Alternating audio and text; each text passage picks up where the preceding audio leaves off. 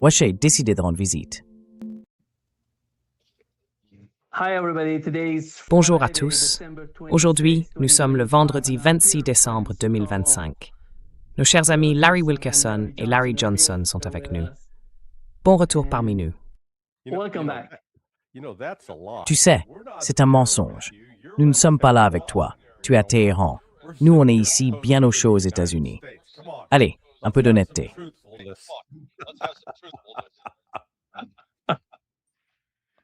Oui, exactement. Je suis ici à Téhéran après de nombreuses années. Est-il vrai que les autorités iraniennes ne t'auraient pas laissé entrer parce que tu portais une chemise hawaïenne à cause de ce que le professeur Morandi a fait l'autre jour?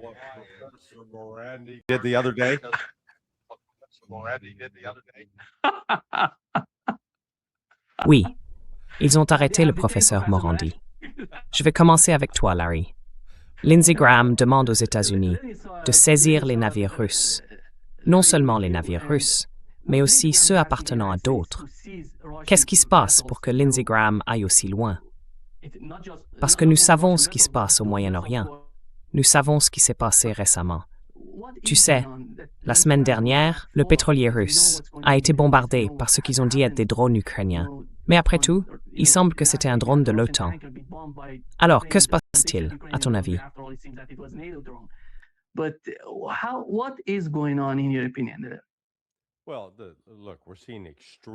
Eh bien, écoutez, nous assistons à des réactions extrêmes face à l'effondrement des Ukrainiens.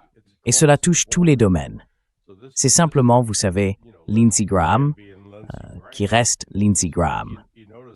Vous remarquerez qu'en même temps que ces déclarations extravagantes de Graham, on voit apparaître de la propagande affirmant que des soldats russes commenceraient à se livrer au cannibalisme. En d'autres termes, qu'ils se mangeraient entre eux. Et ils diffusent cela comme s'il s'agissait d'une information sérieuse. Vous savez, ils ont le soi-disant témoignage oculaire de Dimitri dans la tranchée regardant Vladimir. « Hé Vladimir, tu as bonne mine aujourd'hui. J'ai hâte de te manger. » Ce genre de choses, quoi.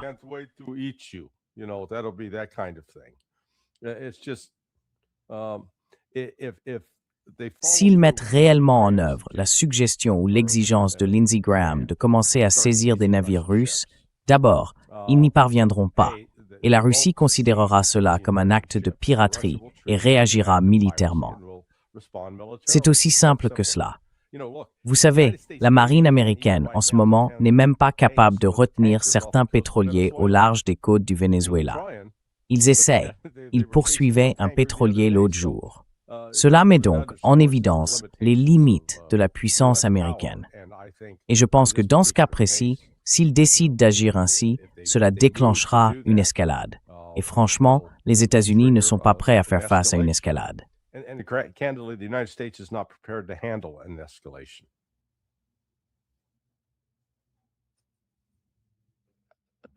Colonel, que pensez-vous de ce que Larry vient de dire?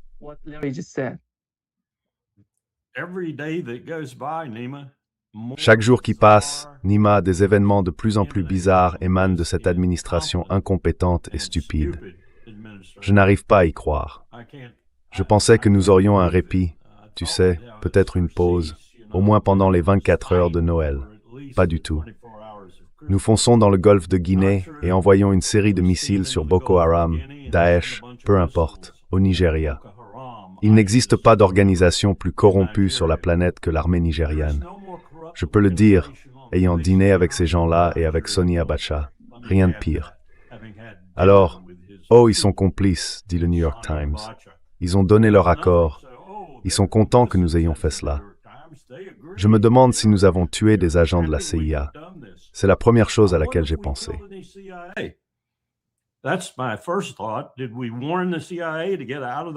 Avons-nous prévenu la CIA de quitter les endroits où elle coordonne avec l'État islamique, Boko Haram et d'autres groupes du même genre? Avons-nous prévenu le Mossad? Avons-nous prévenu le MI6 avant d'envoyer les missiles? Est-ce encore un de ces « je m'en prends à la Syrie, j'envoie 50 missiles de croisière sur la Syrie, mais j'ai prévenu les Russes ». Qu'est-ce qui se passe ici? Nous cherchons la bagarre avec la moitié du monde, bon sang. Et nous le faisons, comme Larry l'a laissé entendre, avec une marine qui n'a plus rien d'extrêmement puissante. Et si nous nous retrouvons face à la Russie, nous allons découvrir à quel point la marine américaine est faible. Je ne comprends pas ça. Je comprends Hegseth, c'est un sous-lieutenant qui dirige une énorme organisation dont il ne comprend absolument rien.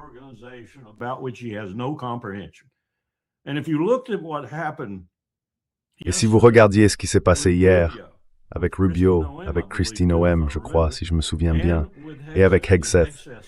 Et Hegseth, lui, a été carrément flagrant, leurs expressions de vœux de Noël. Abraham Lincoln a prononcé le discours le plus éloquent de l'histoire de cette République à Gettysburg.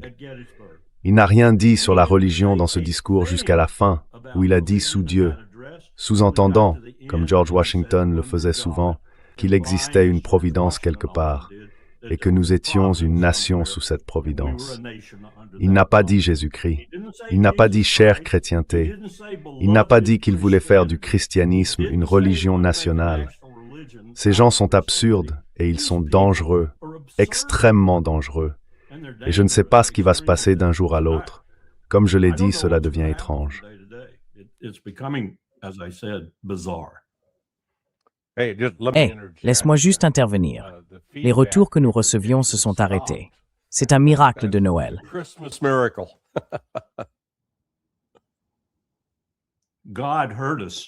Dieu nous a entendus. Oui, n'interromps pas ces gens. Oh non, voilà, tu as tout gâché. J'ai tout gâché, d'accord. Nima ne sait même pas de quoi nous parlons. Je sais.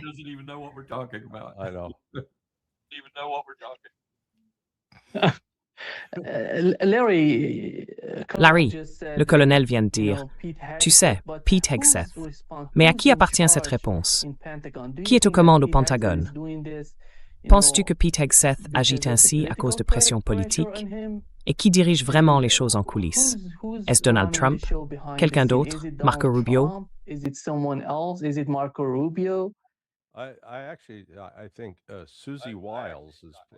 Je pense en fait que Susie Wiles joue un rôle très important, d'après cette interview qu'elle a donnée à Vanity Fair, puis démentie, mais qui montrait plusieurs cas où Trump avait pris une décision et où elle l'avait annulée, modifiée ou encadrée. Donc, elle a une voix qui compte. Tu sais, j'en suis presque au point de ne plus croire que quelqu'un soit vraiment aux commandes dans le cercle de Trump. Je veux dire, Trump a certainement de l'influence. Mais j'ai remarqué, si tu as vu les photos de Pete Hegseth, qui grisonne très très vite, ce type subit pas mal de stress en coulisses. Il ne le montre pas en public, mais on ne devient pas gris comme ça en 10 mois. C'est un jeune homme, dans la quarantaine.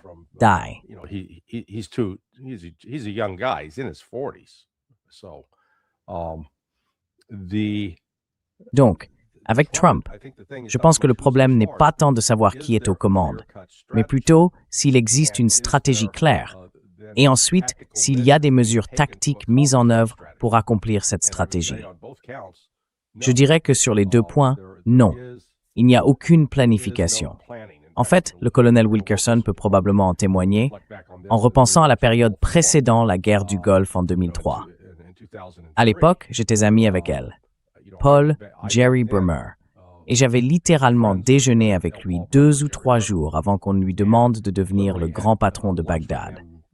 J'ai essayé de le mettre en contact avec Pat Long, qui avait été le précédent chef de la division Moyen-Orient à la DIA. Il avait été attaché de défense au Yémen et en Arabie Saoudite, et il avait transmis en main propre des renseignements à l'armée irakienne pendant la guerre Iran-Irak. Mais Jerry a dit « Non, non, je n'ai pas besoin de lui parler. »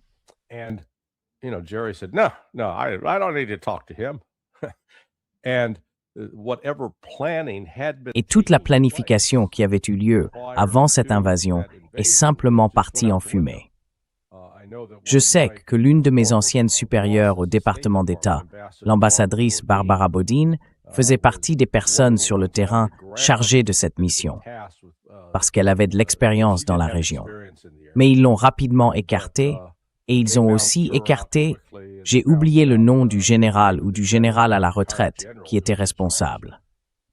Nous avons donc déjà vu ce manque de planification, et je vous garantis qu'il n'y a actuellement aucune planification en cours, que l'on parle du Venezuela, de l'Ukraine, de Gaza ou de l'Iran, où ils auraient réellement une vision stratégique de ce qu'ils essayent d'accomplir, puis mettraient en place les étapes pour y parvenir. Je crois qu'il n'y a tout simplement personne dans l'administration Trump qui fasse cela. Bingo. Absolutely true. Bingo. Absolument vrai. Absolument vrai. Et Barbara Bodine, allez-y. Non, je parle de Barbara Bodine. Nous l'avions surnommée la mère de Bagdad quand elle a rappelé « Pas un seul téléphone ne fonctionnait à Bagdad, sauf au ministère du Pétrole. » Et bien sûr, tout est parti de là. Et en parlant de Bremer, que Dieu bénisse Jerry Bremer, quel proconsul c'était. L'homme le plus compétent en Irak, à bien des égards, était Sergio Vieira de Mello. Et il a absolument refusé de lui parler, et n'a mis en place aucune QRF, aucune force de réaction rapide, ni quoi que ce soit de ce genre.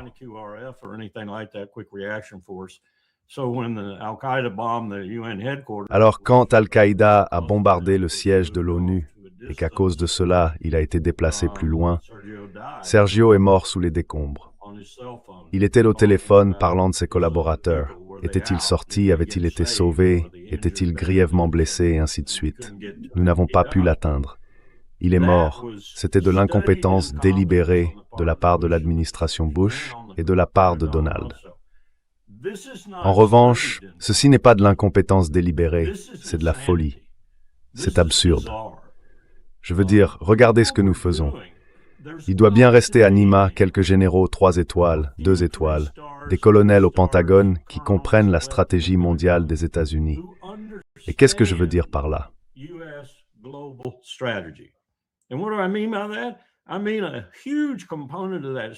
Je veux dire, un élément essentiel de cette stratégie, c'est ce qu'au fil des années nous avons appelé la mission de présence.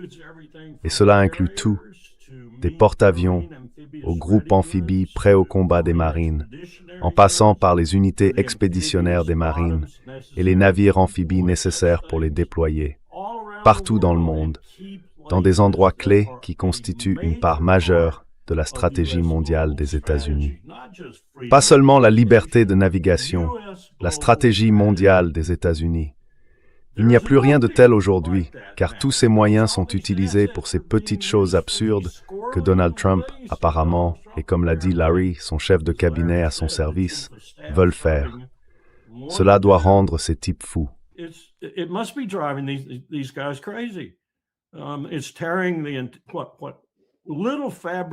Cela déchire le mince tissu de la stratégie mondiale que l'armée des États-Unis a mis en pièces. Et dans quel but? Je me pose cette question chaque jour.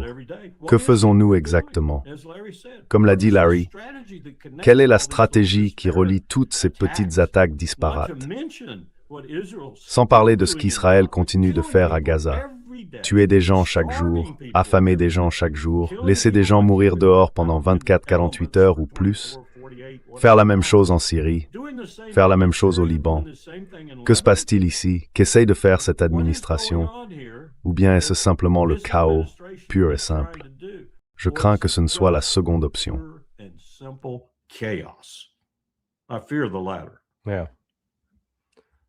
Yeah, I mean, look at it this way. You'd say, okay, Ouais, what is it ouais. that we want to Enfin, accomplish? We regarde want les choses to comme ça. become the Tu dirais, leader d'accord, in the qu'est-ce qu'on veut world. accomplir? On veut être le leader dans le monde, le pays avec lequel les autres veulent être alliés, le pays respecté, celui dont on dit, tu sais quoi, il faut qu'on travaille avec les États-Unis, il faut qu'on coopère avec eux. L'administration Trump fait exactement le contraire. C'est plutôt, voyons combien de pays on peut énerver aujourd'hui. Donc on en est là maintenant. Je dois admettre que j'ai ressenti un certain plaisir par procuration à ce moment-là, quand ils ont sanctionné les Européens, ces clones qui s'en prennent aux réseaux sociaux et à d'autres choses, et qui les ont interdits.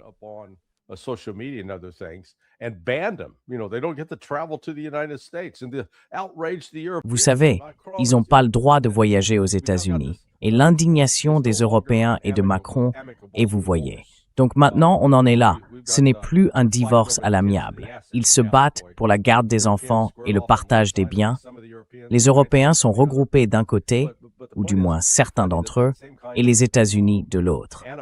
Mais le fait est que le même type d'animosité qui se crée avec d'autres pays ne se limite pas à l'Europe. Alors il faut prendre du recul et se demander pourquoi Trump se montre-t-il aussi, disons, insensible. Eh bien, je connais la réponse. L'essence du narcissisme, c'est de ne se soucier que de soi-même et de devoir être au centre de tout. C'est pourquoi nous avons le Trump Kennedy Center, le destroyer de classe Trump. Il veut tout marquer de son nom. Vous savez, j'ai hâte de voir la suite.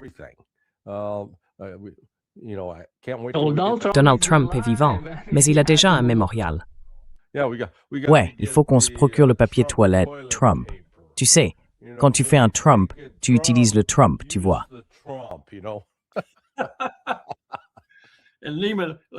Et Nima, l'intensité de tout cela et son caractère étrange nous entourent complètement. Hier, j'ai reçu un message d'une femme assez fortunée qui a déclaré, enfin, je vais rester prudent, qu'elle avait informé la direction du Kennedy Center, non seulement qu'elle quittait le Circle, le niveau d'adhésion le plus élevé, je crois que c'est $50,000 par an, mais aussi qu'elle reprenait le legs de plus d'1 million de dollars qu'elle avait laissé au Kennedy Center. Et il y a, dans le groupe du Circle, des personnes comme elle qui y songent ou qui le font déjà.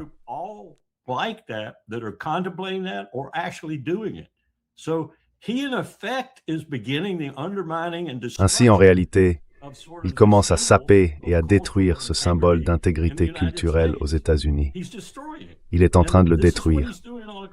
Et c'est ce qu'il fait partout dans le pays, ce qui me ramène à cette supposition qui me hante parfois. Cet homme est un agent du diable, n'est-ce pas? Ou de toute autre puissance dans le monde qui pourrait se cacher dans l'ombre derrière lui. Il est l'agent de quelqu'un qui veut nous détruire, car il agirait avec une intention trop précise pour que ce fruit du hasard. Larry, quand il s'agit de Donald Trump et de son attitude envers l'OTAN, quelle est ta compréhension de la situation? Parce que ces nouvelles sanctions qu'il envisage d'imposer à l'Europe montrent à quel point l'OTAN est fragile aujourd'hui. Ce n'est pas comme ce que l'administration Biden a essayé de nous faire croire. Que se passe-t-il au sein de l'OTAN, selon toi, en ce moment?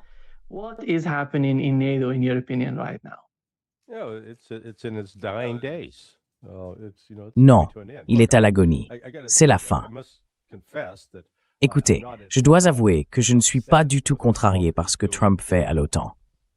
Je pense que l'OTAN a été, je l'appelle un programme d'emploi pour hommes blancs.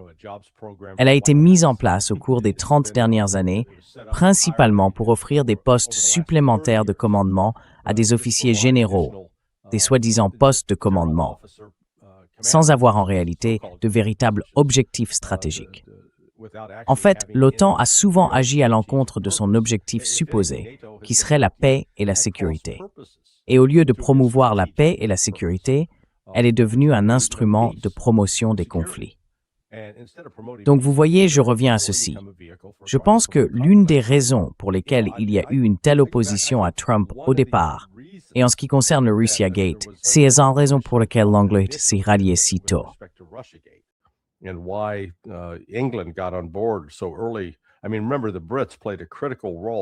Je veux dire, souvenez-vous, les Britanniques ont joué un rôle crucial avec la CIA dans la fabrication de certains renseignements, le dossier Steele et d'autres éléments.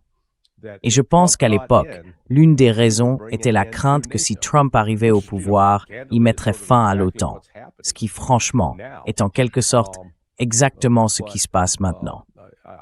Mais la vision de Trump pour l'avenir, ou du moins ce qui était exposé dans ce document de stratégie de sécurité nationale, c'est que si l'Europe veut, je cite, « se défendre contre une menace russe imaginaire », alors elle doit mettre tout l'argent nécessaire et s'en charger, parce que les États-Unis vont arrêter. Et sur ce point précis, je suis, vous savez, d'accord avec Trump. Et je pense que c'est ce qu'il cherche à faire. Mais, vous savez, les Européens sont en réalité, je pense qu'ils sont sous le choc. Isdeni was sport non kuv confrontas the national government grama. They can't believe they're facing this kind of problem now.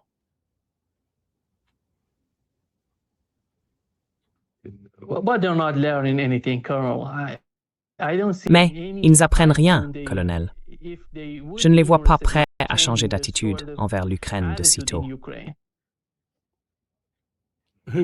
I missed Howard Candace drew la première question. Europeans, I'm Les talking Européens. about Europeans. Je parle des Européens. Compte tenu de toute la pression qu'ils subissent, je ne vois pas les Européens changer d'avis à propos de l'Ukraine.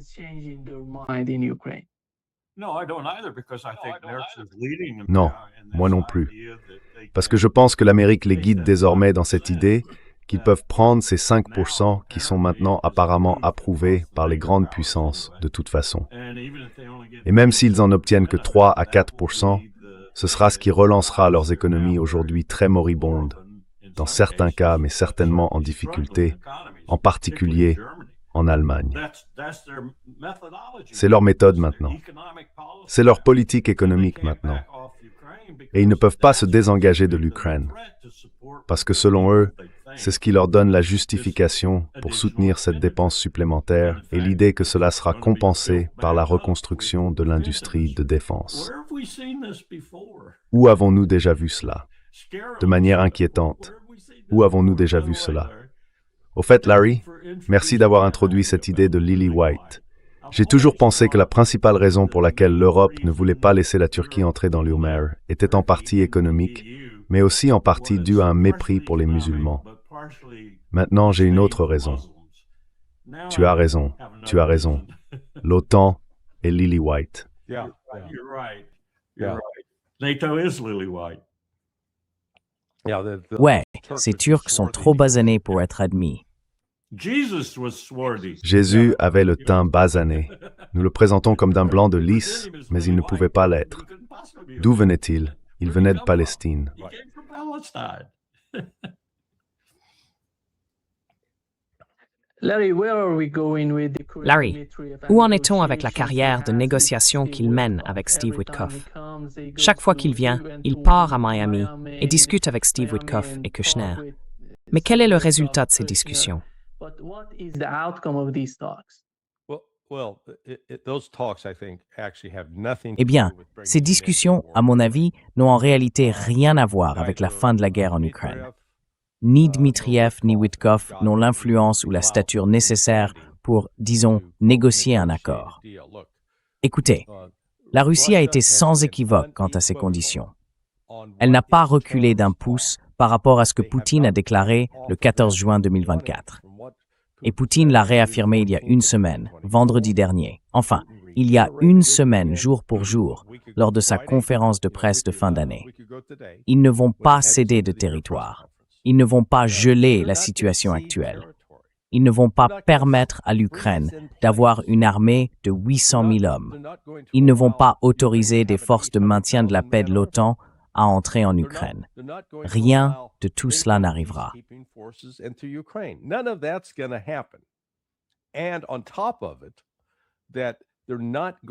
Et en plus de cela, ils n'accepteront pas, même s'ils ne l'ont pas dit publiquement.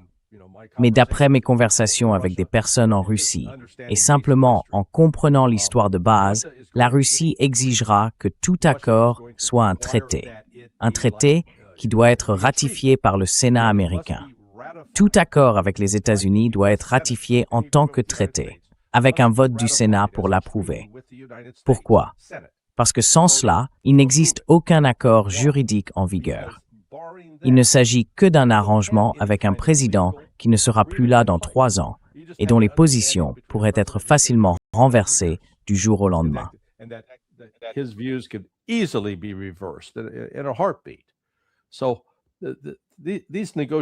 Je pense que ces négociations entre Dmitriev et Witkoff visent à développer des projets économiques qui seraient mutuellement bénéfiques pour la Russie et les États-Unis. Et peut-être, j'aimerais l'espérer, même si j'en doute, que Trump réfléchit de manière stratégique. D'accord, il n'y a aucune chance que le Sénat soutienne un accord de paix selon les conditions voulues par les Russes.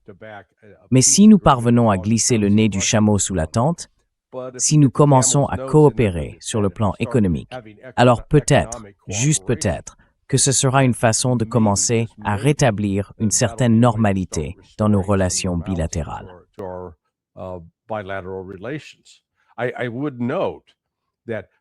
Je ferai remarquer que tout au long de ce processus, nous avons continué à coopérer avec les Russes dans le cadre du programme spatial, car la Russie a joué un rôle essentiel pour aider les astronautes américains à conserver la capacité d'accéder à l'espace. Je veux dire que sans les Russes, une fois le programme de la navette spatiale terminé au début des années 2000, nous n'aurions pas eu d'astronautes à la station spatiale. Nous avons compté sur les Russes pour nous y emmener. Et malgré toutes les autres turbulences en coulisses, les États-Unis et la Russie, du moins dans le domaine spatial, continuent de coopérer. Je pense donc que c'est peut-être ce type de coopération dont parlent Witkoff et Dmitriev.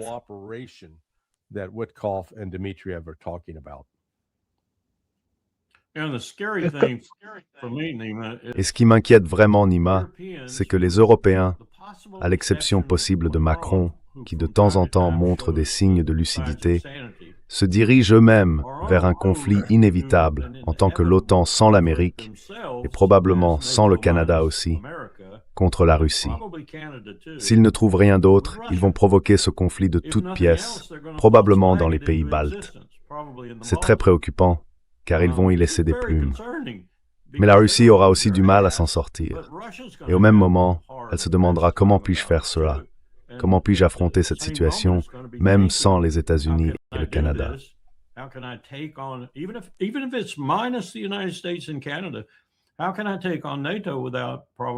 Comment puis-je m'en prendre à l'OTAN sans probablement leur faire une démonstration? Et cette démonstration serait nucléaire. Il le faudrait, car c'est la seule façon d'avoir une chance d'arrêter la situation sur le vif, si l'on peut dire, plutôt que de devoir grignoter des deux côtés. Parce que la Russie ne peut pas non plus supporter une guerre avec l'OTAN. Même si cela se limitait aux seuls Européens, ce serait tragique pour toute la région. Tout ce qui se trouve à l'ouest de l'Oural.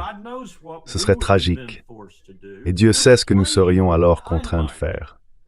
Nous jouons avec de la dynamite ici, et ces dirigeants européens aussi. Peu importe leur orientation politique, ils jouent avec de la dynamite.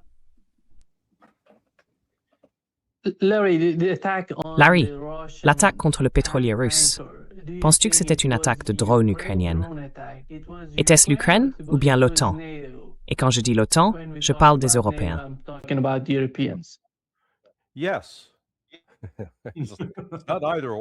Oui, ce n'est pas une question de choix exclusif. Oui, tout cela à la fois. C'est l'Ukraine, avec l'encouragement, le soutien et l'appui principalement du Royaume-Uni. Je pense que le Royaume-Uni reste le principal moteur dans la fourniture de renseignements et d'informations de ciblage. Mais encore une fois, ils reçoivent aussi cela des États-Unis. C'est donc là que Trump, malgré ses déclarations de vouloir se désengager, garde encore cette partie de l'État profond qui continue de transmettre des renseignements aux Ukrainiens.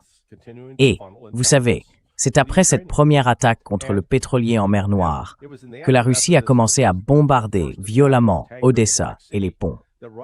Elle s'emploie à détruire les centrales électriques et à anéantir les installations pétrolières et de carburant. Ainsi, vous savez, les Britanniques continuent de proposer ces bonnes idées.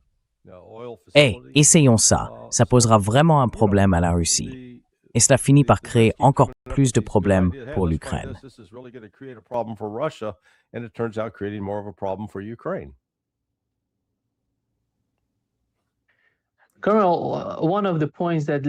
Colonel, l'un des points que Larry vient de mentionner concerne le Congrès, le rôle du Congrès américain dans l'ensemble du processus de négociation.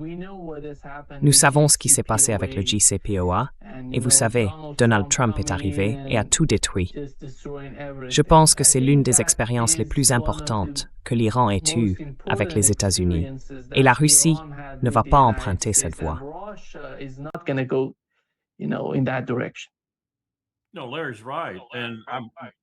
Non, Larry a raison. Pendant tout le temps où il en parlait, j'y avais déjà réfléchi et je pense qu'il a raison au sujet de la demande russe d'un traité. Pense à Marco Rubio, son influence résiduelle au Sénat, son influence sur le président et sur la direction du Parti républicain, du moins sur une certaine partie de celle-ci. Et pense à d'autres membres de l'administration qui essayent de composer avec un Sénat qui ne donnera jamais une majorité des 2/3 pour un traité avec la Russie. Ils ne le feront tout simplement pas. Nous parlons donc d'un autre instrument destiné à bloquer toute forme de progrès dans ce conflit. Je reviens à ce que j'ai dit auparavant.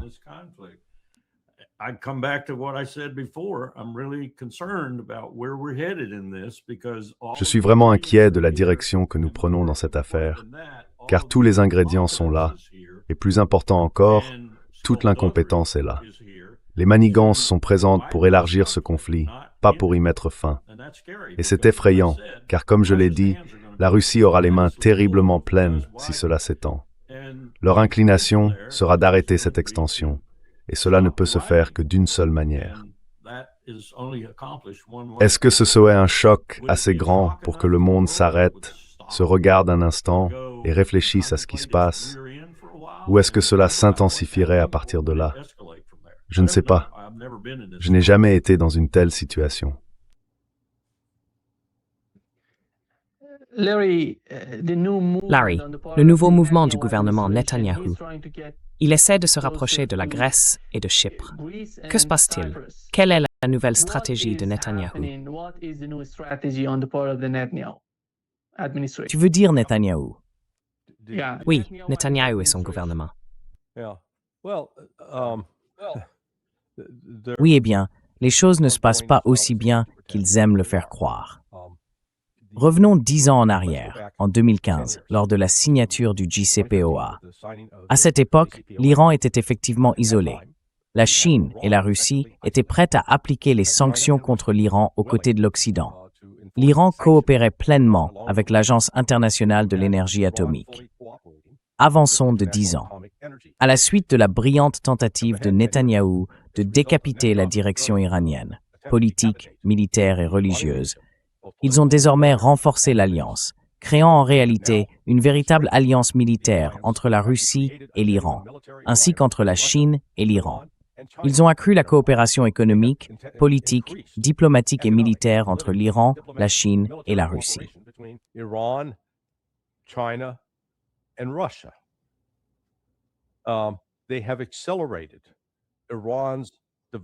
Ils ont accéléré le développement par l'Iran de missiles capables de déjouer les systèmes de défense aérienne israéliens et américains.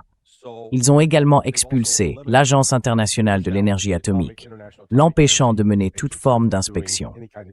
Le monde occidental dispose désormais de moins d'informations, de moins d'accès aux renseignements sur ce que fait l'Iran. Bibi a fait ça, d'accord? C'est en grande partie le résultat de Bibi Netanyahou.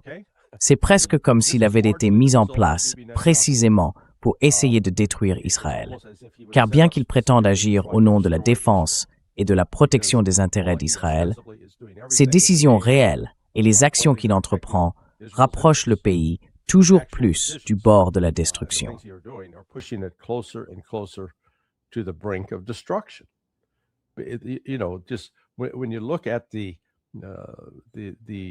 Quand on considère la réputation ou la propagande selon laquelle les forces de défense israéliennes seraient la meilleure armée du monde, c'est une plaisanterie. J'ai déjà souligné ce point.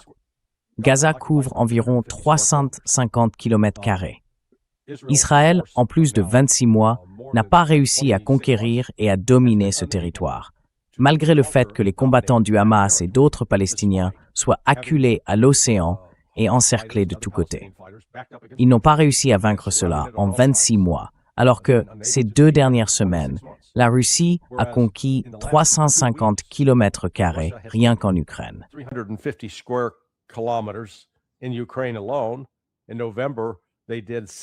En novembre, ils en ont fait 700. Je veux dire, la Russie, en ce moment, conquiert du territoire à un rythme que l'armée israélienne ne pourrait pas égaler. Et en plus de cela, Israël n'est pas seulement, entre guillemets, retenu à Gaza. Oui, ils tuent des gens, oui, ils ravagent, ils détruisent complètement l'endroit. Mais ils ont aussi des déploiements militaires au Liban et en Syrie. Ils n'ont pas une main-d'œuvre ni des ressources illimitées. Et malgré tout le chaos, la mort et la destruction qu'ils provoquent, cela inflige aussi un coût très très lourd à Israël. Un coût que je ne pense pas qu'ils pourront supporter à long terme.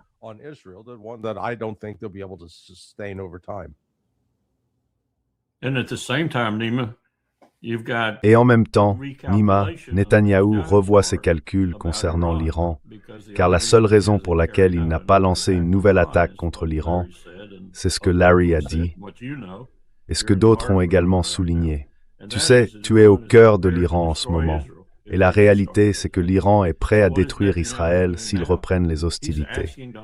Alors, que fait Netanyahou maintenant? Il demande à Donald Trump de le faire à sa place. Et on se demande quelle sera finalement la réponse de Trump. Car comme Larry l'a fait remarquer, Israël traverse une période difficile. Et sans l'aide des États-Unis, s'il veut éliminer l'Iran, ou du moins lui porter un coup à la hauteur de ses ambitions, il devra s'appuyer sur les États-Unis.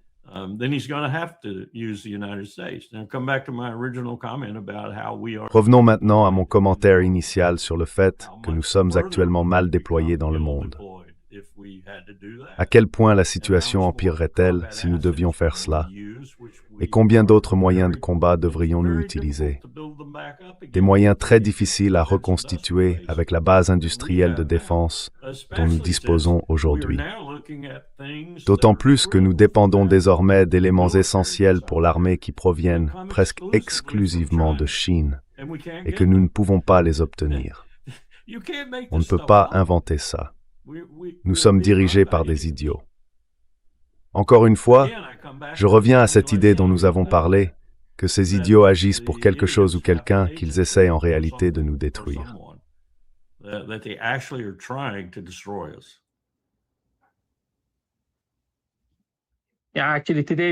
En fait, aujourd'hui, nous avons appris, Larry, que la Chine impose des sanctions aux États-Unis, à l'armée américaine. Et je ne sais pas jusqu'où Donald Trump irait contre la Chine.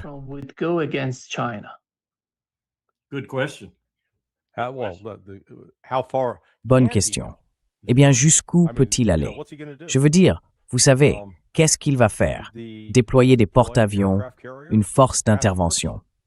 Je veux dire, vous savez, Donald Trump n'a pas d'option militaire viable vis-à-vis de la Chine. La Chine détient les cartes militaires dans ce cas, parce que premièrement, elle mènerait une guerre défensive, ou mènerait une telle guerre.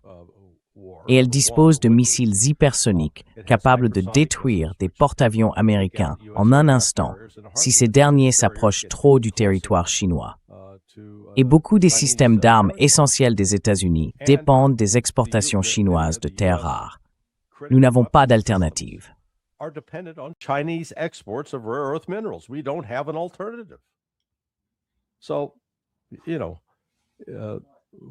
Ainsi, lorsqu'on se rend compte que la Chine détient une grande partie des atouts, l'approche la plus sage consiste à se lier d'amitié avec elle et à entretenir de bonnes relations, plutôt que de prendre des mesures susceptibles de l'irriter.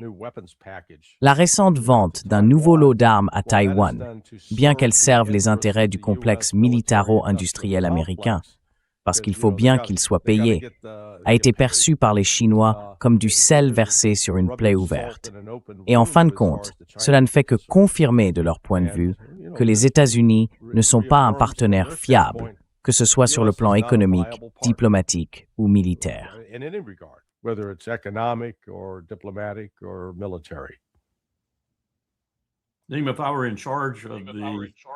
Si j'étais à la tête de l'armée de la RPC en ce moment, disons leur équivalent du président des chefs d'état-major interarmés, même si leur structure est un peu différente, et que je devais aller voir Xi Jinping ou les membres du Politburo pour leur proposer telle ou telle chose, ce serait du calme.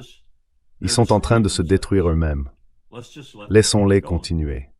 Partout où nous pouvons contribuer à cette destruction sans provoquer une guerre ouverte, très bien, comme en retenant les minéraux critiques dont ils ont besoin, ou autre chose du genre.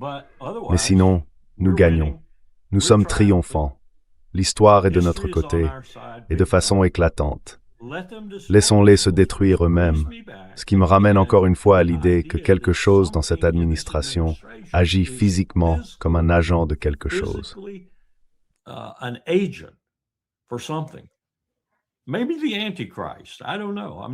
Peut-être l'Antéchrist. Je ne sais pas. Je ne suis pas de ceux qui croient à ce genre de choses, mais c'est incroyable comme nous sommes en train de nous détruire nous-mêmes.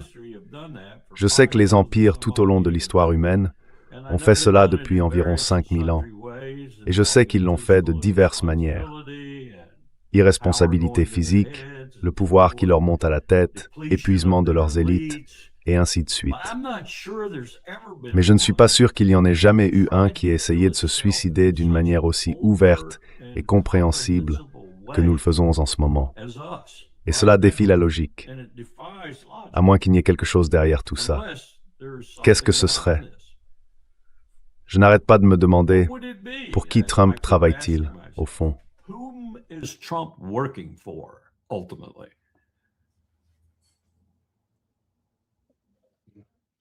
À mon avis, Parham son poche. Yeah. Oui, eh bien, ça en fait partie. Il n'y a aucun doute là-dessus. Le prix que nous payons pour l'enrichissement du clan Trump est astronomique. Peut-il être à ce point stupide ou à ce point vulgaire?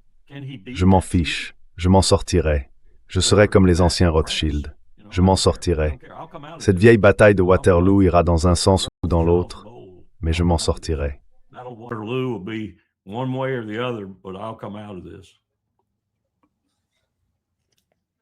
Larry,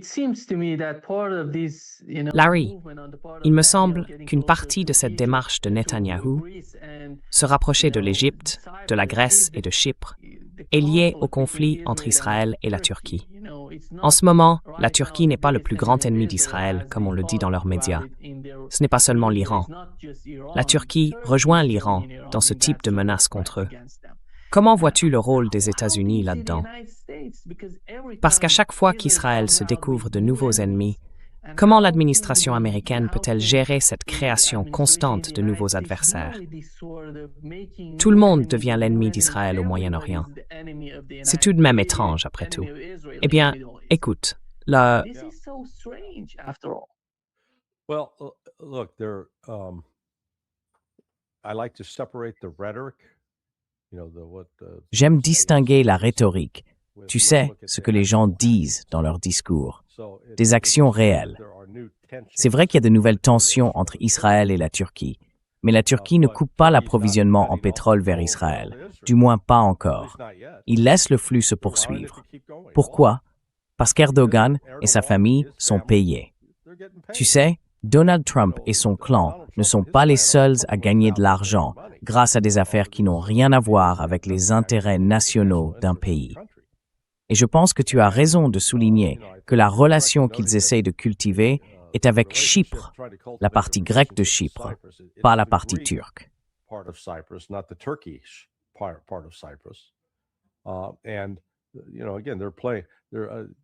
Et vous savez, encore une fois, ils jouent. Netanyahou parie sur plusieurs tableaux, cherchant à avoir, si l'on veut, une sorte d'alternative à l'OTAN, parce que les Grecs représentent une alternative à l'OTAN. Mais vous savez, au bout du compte, Israël n'est pas une économie indépendante, c'est une économie dépendante. Et elle dépend du fait que les États-Unis continuent de fournir de l'aide. Et franchement, elle dépend aussi d'autres pays, même l'Inde, la Chine et la Russie, qui maintiennent des relations économiques avec Israël. Vous savez, ce meurtre des Palestiniens pourrait s'arrêter immédiatement si la Russie, l'Inde, la Chine, ainsi que les États-Unis disaient « D'accord, ça suffit, cela va cesser ». Mais au lieu de cela, il y a trop d'autres intérêts, des contreparties, disons, en jeu. Donc aucun de ces pays n'a intérêt à le faire.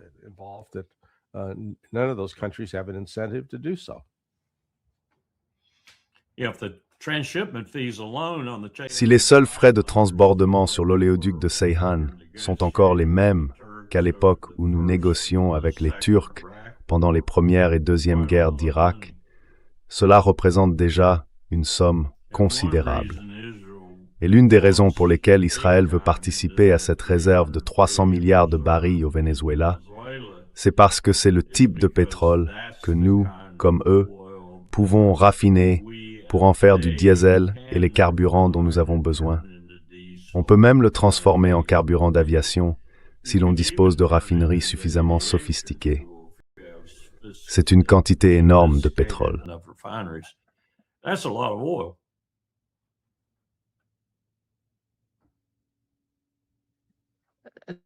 Larry, vois-tu la possibilité d'un nouveau concordat entre Israël et le Liban?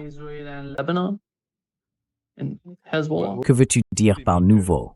Ça n'a jamais cessé. Parce qu'ils disent, tu sais, qu'ils ont l'impression que ce qui se passe, c'est encore la même chose. Les attaques continuent contre le Liban. Mais qu'ils veulent quelque chose de nouveau, quelque chose de plus grand.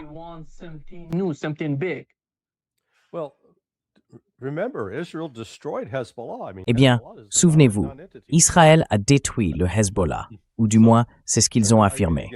Je veux dire, le Hezbollah est censé ne plus exister maintenant, n'est-ce pas? Mais cela montre simplement comment la propagande continue de se répandre. Le Hezbollah n'a pas disparu. Malgré le fait que l'Occident le présente comme une organisation terroriste radicale, déterminée à tuer autant de femmes, d'enfants et de chrétiens que possible, la réalité est qu'il s'agit aujourd'hui principalement d'une organisation politique. Elle possède bien une branche militaire, mais celle-ci se concentre sur sa propre défense et cherche à affaiblir militairement Israël sans attaquer de civils.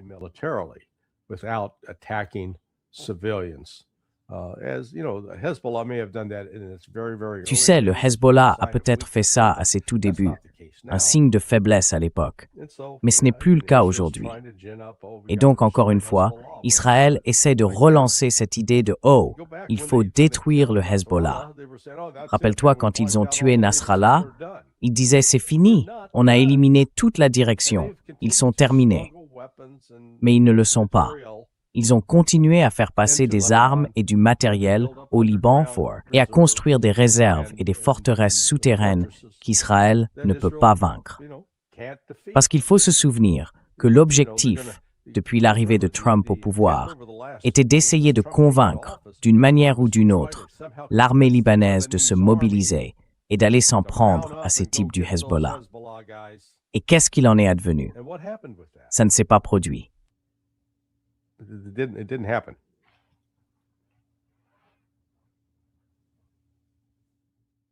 Carl, quelle est ta compréhension de cela?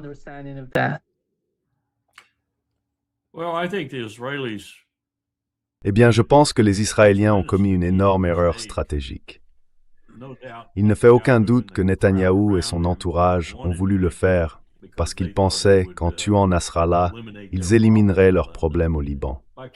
Nasrallah était un homme intelligent et son véritable objectif était de s'intégrer dans la structure politique du Liban et d'offrir au pays une meilleure direction politique, ce qui aurait été une première depuis longtemps.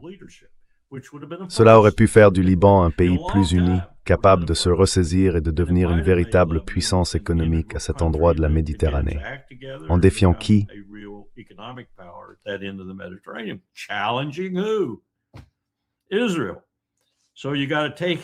Israël. Il faut donc l'éliminer, non seulement parce qu'il est le meilleur dirigeant que le Hezbollah ait jamais eu, mais aussi parce qu'il a le potentiel de s'éloigner du terrorisme, si l'on peut dire, et de devenir une force politique au Liban capable de rassembler toutes les différentes factions. L'autre jour, quand j'ai entendu Hegseth parler de remettre en service des cuirassés, tout ce à quoi j'ai pensé, c'est au New Jersey lançant ses obus de 406 mm dans les montagnes du Liban. Ils manquaient leur cible d'une marge énorme. Tirer sur des montagnes avec ce genre d'armes, déjà peu précises à la base, était en d'autres termes stupide.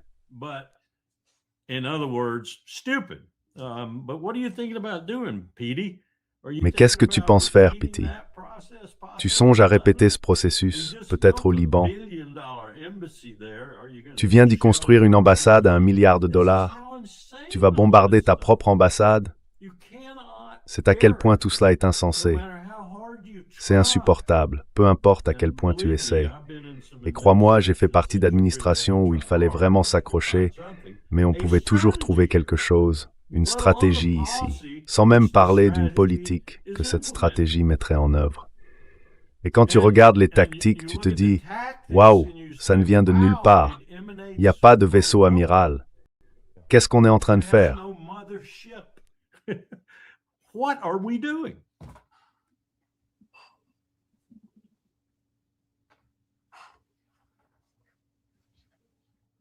Larry, as-tu quelque chose à ajouter avant que nous terminions?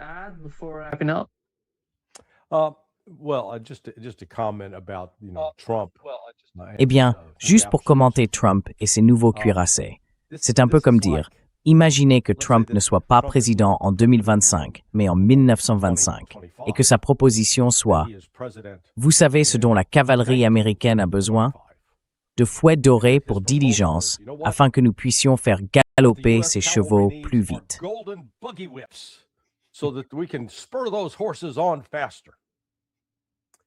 Et je les brise. Yeah. He's proposing a technology. Il propose une technologie qui a déjà été dépassée par d'autres. Il n'existe pas un seul cuirassé, ni un seul porte-avions capable de résister à un missile hypersonique, que la Chine et la Russie possèdent toutes deux sous plusieurs variantes, et, selon certaines sources, l'Iran aussi. En plus de cela, si l'on remonte à la Seconde Guerre mondiale, les États-Unis pouvaient construire des porte-avions en, je crois, 6 à 8 mois. Ils pouvaient en construire et en déployer un aussi rapidement. Aujourd'hui, ce délai est de 5 à 8 ans, et certaines estimations suggèrent qu'il faut en réalité 10 ans entre la conception et le moment où le navire quitte enfin le port pour prendre la mer.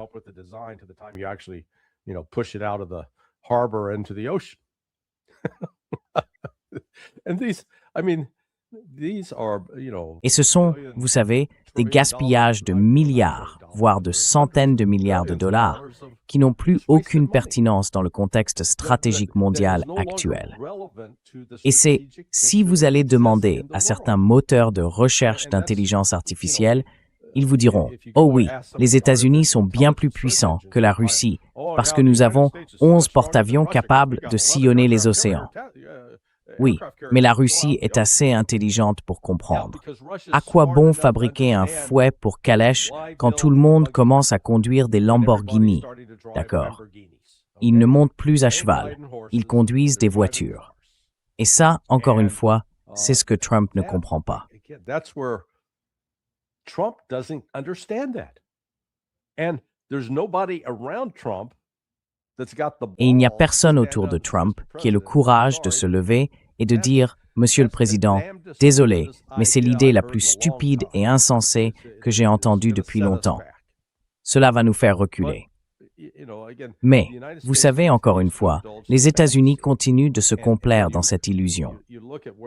Et quand on regarde, que ce soit au sujet du Venezuela, toute cette démonstration de force là-bas, la question est, quelle est la stratégie? Qu'essayons-nous d'accomplir? Et avons-nous réuni les moyens nécessaires pour y parvenir? Chaque fois que je les entends dire, « Oh, ils déploient des forces d'opération spéciales », eh bien, la seule chose que je sais, parce que j'ai passé presque un quart de siècle à travailler étroitement avec le JSOC et le SOCOM, à observer des exercices scénarisés, à participer à leur exécution, à connaître leurs capacités et leurs limites, c'est que ce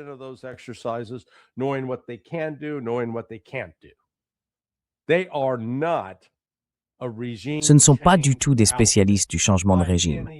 Ils n'ont ni les compétences ni l'expérience nécessaires pour, d'une part, aider à renverser un dirigeant, en installer un autre, puis, vous savez, s'assurer que les trains arrivent à l'heure, que les ordures sont ramassées, que les réseaux d'eau fonctionnent et que l'électricité reste allumée. On parle ici d'un grand nombre de compétences en ingénierie civile qui seraient nécessaires. JSOC, SOCOM. Peu importe, Delta Force, SEAL Team 6, les 75e Rangers, la Task Force 160, et ainsi de suite, ils n'ont pas ces compétences. Et pourtant, c'est la réponse de Trump. Oh, On va les envoyer là-bas parce qu'ils ont vraiment fière allure dans les films. Désolé, c'était mon coup de gueule. Sorry, that's my rant. Good rant. Bonne diatribe. Yeah, exactly. Oui, exactement. Merci beaucoup, Carl et Larry, d'être avec nous aujourd'hui. C'est toujours un grand plaisir de vous avoir depuis l'Iran. Merci. From Iran. Je suis vraiment désolé. Sorry, Remarque pour Foshpulse. Il y a eu un problème technique. Désolé pour ça. I'm sorry for that. Non, tout va bien. Je suis content que tu sois là avec tes parents. Ils veulent passer du temps avec leurs petits-enfants. Tu leur rends un fier service. Comme le dirait le colonel Wilkerson, les petits-enfants aident à égayer la journée. Kids help brighten your day. Yeah. Let me give you just a Oui. tidbit of a Laisse-moi te donner un petit résumé de mon point de vue, Nima. J'étais autrefois au commandement du Pacifique. J'allais devant cette grande carte avec mon amiral et de temps en temps, nous examinions ce que nous appelions la stratégie du 5. Maintenant, cela ne concernait que la moitié du monde, d'accord? 35 ambassadeurs, un nombre équivalent d'États, toutes sortes de stratégies et de politiques élaborées à la fois du côté civil et du côté militaire. Donc je me concentrais sur l'aspect militaire. Et bien sûr, cela faisait partie intégrante des plans Opland 5000 et 5001, le 5000 correspondant à une guerre en Europe, le 5001 à une guerre dans le Pacifique, l'idée étant qu'ils se déclencheraient probablement en même temps. En réalité, j'examinais les forces américaines déployées dans le monde entier, 24 heures sur 24 et 7 jours sur 7. Je savais pourquoi elles étaient là. Je connaissais le but de la diplomatie en cours pendant leur présence. Je connaissais la raison de leur déploiement dans cette zone. Je savais quelles munitions elles avaient à bord.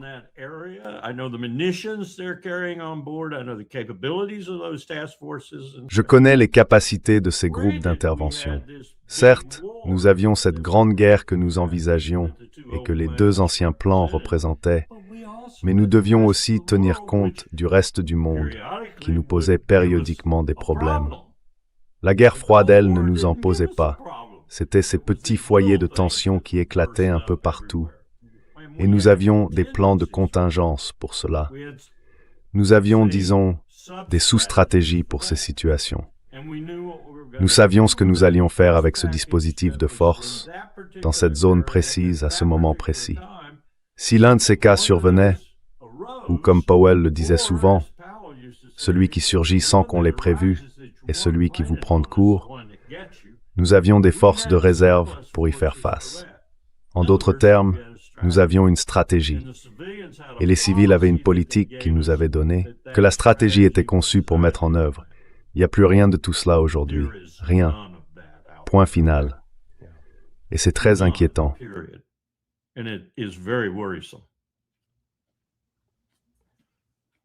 Eh bien, merci de faire ton travail, Nima, et d'essayer d'aider cette situation. Merry Christmas. Joyeux Noël à vous deux et merci beaucoup d'être avec nous aujourd'hui. See you soon. Bye bye. Same. À bientôt. Au revoir.